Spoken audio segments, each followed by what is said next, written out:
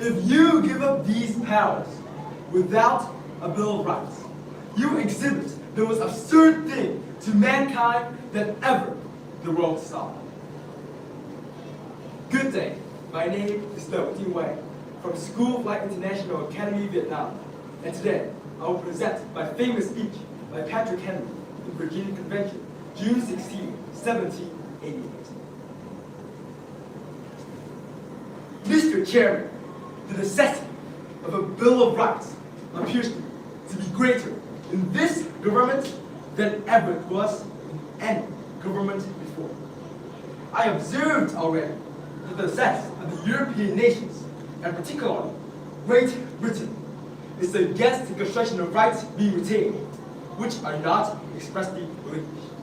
I repeat that all nations have adopted this construction, that all rights, not expressly and unequivocally reserved to the people, are impliedly and incidentally relinquished to rulers, as necessarily inseparable from the delegated powers.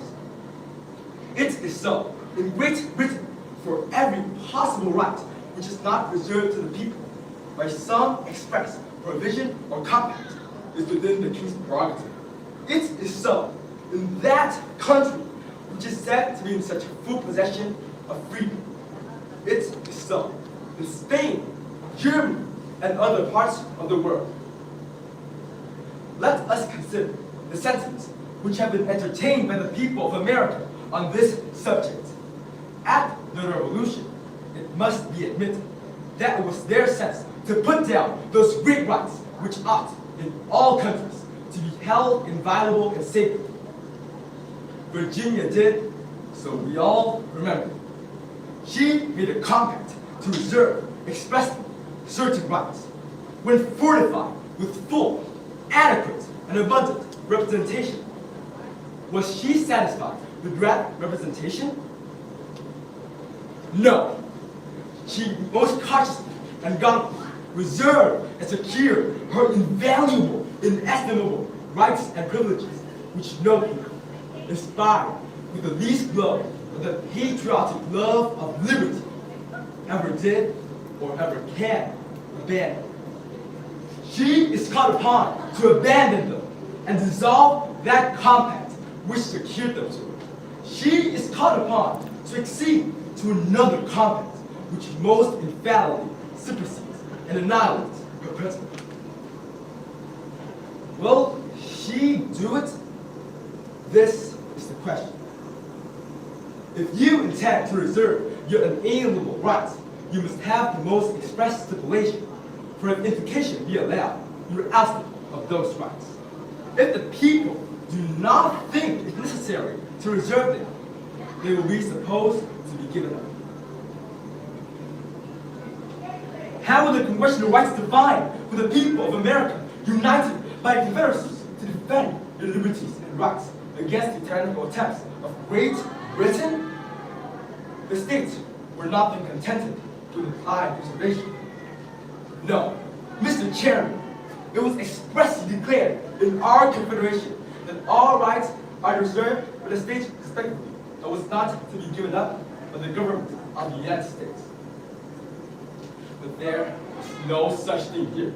You, therefore, by a natural and unavoidable implication, give up your rights to the general government. Your own example furnishes an argument against it. If you give up these powers without a Bill of Rights, you exhibit the most absurd thing to mankind than ever the world saw. A government that has abandoned all its powers. The powers of direct taxation, the sword, and the purse. You have disposed of them to Congress without a Bill of Rights, without check, limitation, and control. And still, you have checks and guards. Still, you keep barriers. Pointed ways. Points at your weak, prostrated, enervated state government. You have a Bill of Rights to defend you against the state government, which is bereaved of all power. And yet, you have none against Congress, though in full and disputed possession of all power. You arm yourselves against the weak and defenseless. and expose yourselves naked to the armed and powerful. Is not this a conduct of an example of absurdity? What barriers have you to oppose to this most strong, energetic government? To that government, you have nothing to oppose. All your defense is given up. This is the real, actual defect. It must strike the mind of every gentleman. When our government was first instituted in Virginia, we declared the common law of England to be enforced. That system of law, which has been admired and has protected us and our ancestors, is excluded by that system. Added to this, we adopted a Bill of Rights. By this Constitution, some of the best barriers of human rights are thrown away. Is there not an additional reason to have a Bill of Rights? By the ancient common law, the trial of all facts is decided by a jury of impartial men from the immediate vicinage. This paper speaks of different juries from the common law. In criminal cases and in civil controversies, exclude trial by jury altogether. There is therefore more occasion for the supplementary check of the Bill of Rights now than then. Congress, from their general powers, may fully go into the business of human legislation. They may legislate in criminal cases